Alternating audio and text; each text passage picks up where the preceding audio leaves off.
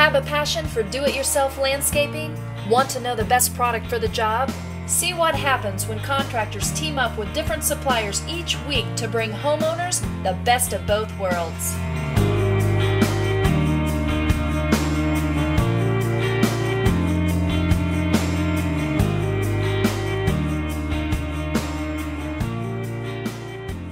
This is great. This is going to be great today. Take a look at this house. This is a gorgeously architectured house. Unbelievable. Look at Check out the solar solar panel, the copper gutters, the downspouts. Good morning, I'm John with Field of Dreams. And I'm Dan with The Great Outdoors. Here we are teaming up again together in chilly northern New Jersey. It's a cold, cold November morning, and we got this beautiful 4-square arts and crafts home. What we're going to do today is make this energy-efficient lawn sprinkler system with rainwater harvesting. Sounds great. Let's get to work. All right, let's get started. Here's our challenge today. This homeowner called us in because they're having a problem with their rainwater harvesting. Right. What's happening right now is when all the water from the roof comes into this cistern, which is designed to irrigate the property, that's fine. But when it gets low, the domestic water is filling the cistern, not going to the valves. So what you're saying is that we need a switch that's going to, when this gets low, automatically switch over to the domestic water. Exactly. All right, well, Steve's supposed to be Should be here any second. to bring us that switch. Hey guys, how are you? Hey, Steve, Here he how is. you doing? Dan, John, Steve, how you doing? Good.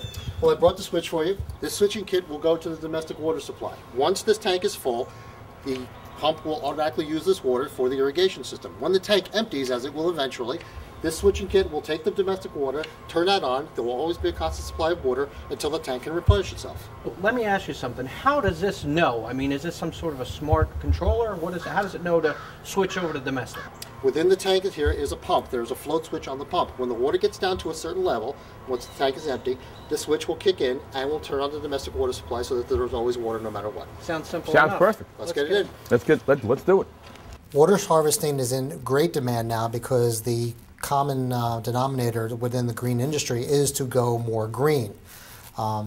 Throughout, I guess, history, everybody has tried to collect as much water as possible to be used. We collect it in reservoirs for our own personal use, and contrary to popular belief, there is no more water out there. We don't make water, there's no more excess water. We only have the amount of water that we can use, and there's only a certain percentage of it of the Earth's water that can be used for potable water, what we call drinking water, things of that nature.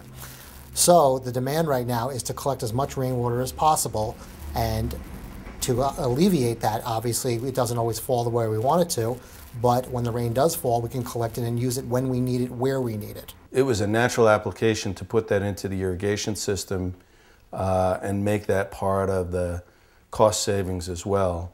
I think the payback will probably be a long time on that, but you know, it's nice to know that even when the town may be under extreme drought conditions or not have enough water, I can harvest the rainwater and use that on my irrigation, not feel bad about that. Before the actuator valve is attached, John and Dan have the existing sprinklers replaced with Toro X-Flow spray heads. Well, Dan, you know we have a limited amount of water here, so we have to save as much water as we can possibly when we're irrigating this whole property. Tell us the best way to do that. Well, we want to go ahead and use these X-Flows. What this does is that, let's say that a landscaper cuts off the top of this head. This happens all the time. This head will actually shut down, so that way you're not wasting that water. Great, great. The second is what you're holding there, which is the precision spray heads. Now, each one of these has an actual chip, and what that'll do is utilize 1/3 of the amount of water with the same amount of efficiency. Great, great. So that'll with those two combined, we're going to hit the spot. That's definitely a step in the right direction. This is a clear version of our 570 X-Flow spray head, and the reason I show the clear version is so you can actually see the main feature, which is this check valve. When there's a nozzle installed with the screen, it depresses a check valve, which will then allow the water to be distributed through the head and through the nozzle. When pressure is relieved from that check valve, whether I take the nozzle out or if this gets cut off for any reason, that check valve then seats and no water can go past here. So what'll happen is this would still pop up, this would check, no water would come out, and the remaining water would go to the remaining spray heads on the same zone. This is typically what happens when a lawnmower cuts off the nozzle, or if the nozzle is just blown off. all this water just comes up and runs off right down the street. completely wasted. On the other hand, the X-Flow, which we have right here, notice that there's nothing coming out. The reason for that is there's a built-in check valve. And with that, what happens is it shuts down the water and there's no waste. The Precision Series spray nozzle fits on Toro spray heads, and now we've released a version that fits on the competitors' spray heads as well. It comes in multiple versions, male and female versions, and that refers to the thread type. This product won the Best New Product of the Year at the National Irrigation Association show last year. So it's revolutionary, and as you can see in the front here, it has our patented microchips. And this is where the water will be distributed in a single stream, oscillating fashion.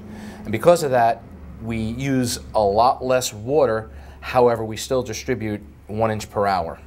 On any job, be it an irrigation job, be it a landscaping job, be it a construction job, nothing ever goes 100% the way you planned. Hey Dan, here's another issue. We need to change this current PVB to this RPZ because now we're going to have a pump feeding into this. That's right, John. What this is a pressure vacuum breaker. And what this is only good for is back siphonage. Because we have a pump on here, that's going to cause back pressure.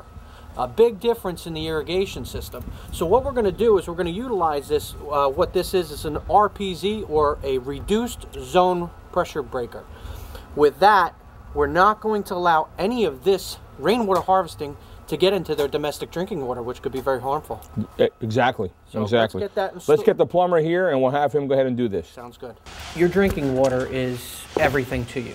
You don't want to go ahead and have any of the contaminants. You got to remember, you have fertilizers, you have weed controls, you have the water from the harvesting. All of that you don't want to have back in your drinking water. When we change that backflow to the proper backflow, we could sleep good at night, making sure that we did the right thing. Doesn't allow any of that water that we're using on the outside to get back into your drinking water where it can harm your family and pets. What the gentlemen are doing right now is they're connecting the actuator valve to the RPZ. What this is allowing to do is allowing the water to come out of the home into the actuator valve, and then once we hook up the cistern line and the lines directly to the valves, then the unit can do its work and can start irrigating the system using both the rainwater harvesting water and the domestic water supply. Beautiful copper gutters are the main source of rainwater harvesting, but leaves and debris can cause an unwanted mess. Hey John, I was noticing all of these leaves that are there. This is going to go right into the cistern. It's going to come down here, get right in there and clog up those pumps. I've seen the same thing before. I've seen all those leaves up there and that was the first thing on my mind. So what I did is I called our buddy Steve from Aquarius and he's got a solution for us. Hey guys, how you doing? Good. Well, it's exactly right. What we need to do is we need to filter the water to keep the leaves and the dirt out of here. So what we have is we have a downspout adapter that will be cut right into the leader and basically has a 40 micron mesh filter which is built inside. All we need to do is pull out that mesh filter whenever we need to, and we'll clean the water and get all the debris. So we could clean this thing anytime we want. Anytime you want, and it'll also clean itself when you're not here, which is just as important. Right. Sounds right. great. The cistern is being fed from 9 downspouts throughout the course of the house. The downspouts have to be filtered because that water is not exactly pure. So what happens, we install downspout adapters which allows the water to go through and basically be filtered, and that filter can be pulled out and cleaned at any time so that the water that's being collected in the cistern is as clean as possible. That water will then be used to irrigate the house. Hey John, what's going on, man? Well, I figured since we're doing this system from scratch, you know, as far as retrofitting everything, right, let's take every precaution. We're taking precautions on putting the filters in for the downspouts, so I figured we're going to put in some of these Toro dirty water valves. That's great. You want to know what? These Toro valves, these TPV valves, they have a vibrating pin in there, so any debris that's in there will go right through. Standard valve will just stick on forever. And this is our all-in-one dirty water, low volume, low pressure, high pressure valve. And I have a cutaway here so you can kind of see inside the valve. One of the things that I'd like to mention is the diaphragm is actually made out of a material called Sanaprene. And this is resistant to chlorine and chloramine and all the impurities in our water. And the reason for that is it will enable the diaphragm to last much longer than a standard diaphragm. And inside here, you can barely see it, there's a little metering pin, and that metering pin vibrates rapidly, and it allows water to flow through, or debris to flow through the valve and prevent it from clogging. It does have a flow control option, so we can really fine-tune how much water goes through the valve. Now that the TPV valves are installed, it's time to test the domestic water line that connects to the cistern. I'm going to put a quick little elbow in there and I'll turn the water on and we'll see if we can hear the water coming back into the cistern. If our theory is correct, this pipe's going to fill that cistern. By hooking that water source up, we're expecting the water to pop out down here. If that works, we're golden. If not, we're going to have to change everything around. All right, you should have water up there.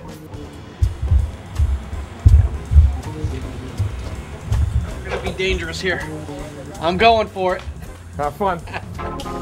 The manhole is a thing. This is why I keep Dan around, because he's smaller than I am and can get in a lot bigger. Trying to get this body in and out of a manhole is just not going to make it.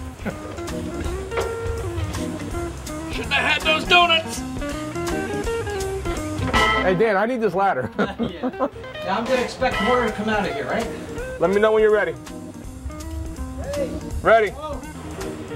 Yeah. All right, good. Turn it off. All right, well, Dan, we got good news now. Now we know for sure that domestic water is filling up this cistern. We hooked it up temporarily, and now we just make a cut, put a T in it, split it, and we should be golden. Right. It's actually elbows. Elbows, T's. Put an elbow in it, T in it.